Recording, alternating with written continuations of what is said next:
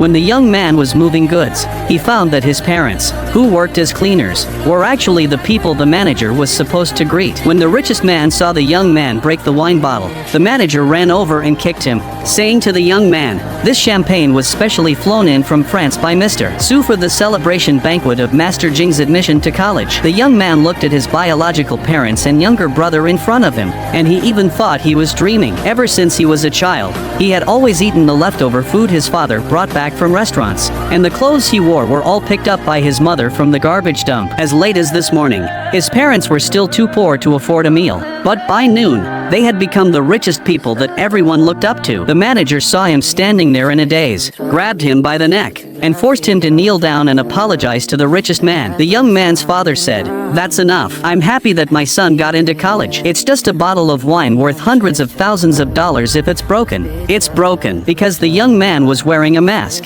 They didn't recognize that he was their own son. The manager quickly pulled him away, afraid that the richest man would regret it and ask him to compensate for the loss. It turned out that the richest man was holding a celebration banquet for his adopted son, Jing Yen, who had been admitted to college that day. The young man's mother said, "Siyuan has also graduated and even got the top score in the provincial college entrance examination. He has lived up to all these years we spent hiding our identity as the richest family, raising him frugally on purpose, and teaching him carefully. It's time to tell him about our family fortune." But the richest man said, "Don't rush, let's test him for another month. We'll give him a surprise when school starts." However, Siyuan, who was listening to his parents' conversation nearby, shed tears and thought, "But Mom and Dad, I only have less than a month left." It turned out that in recent years, to help his family get out of trouble, Siyuan had taken part-time jobs every holiday, and as expected, he got the top score in the provincial college entrance examination this time. But due to his long-term irregular living habits, he had developed advanced gastric cancer. The doctor said he had less than a month to live. Originally, Siyuan had planned to use this month to earn more money for his parents, but he never expected to find out this shocking secret today. When he got home at night,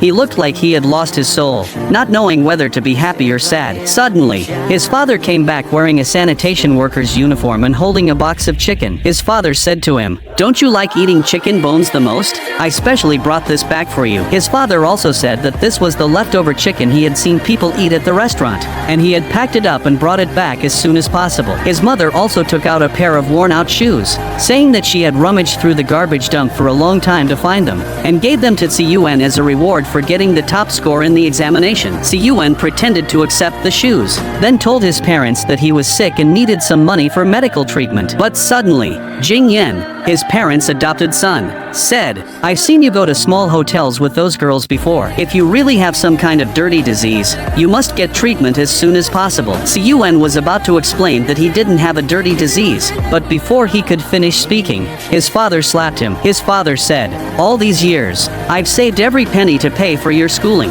and I never expected you to mess around outside like this." With that, he took a family discipline stick and beat Siyuan, not giving him any chance to explain. At that moment, Jing Yen even knelt down and begged his father, "Don't hit him anymore. It must be those girls outside who took the initiative to seduce him. He's just a little playful." As soon as these words were spoken, his father beat Siyuan even harder. After beating him, his father said he would lock Siyuan up in confinement, and then the others left. Although his mother felt reluctant, she didn't dare to say anything. Siyuan fainted from grievance and pain.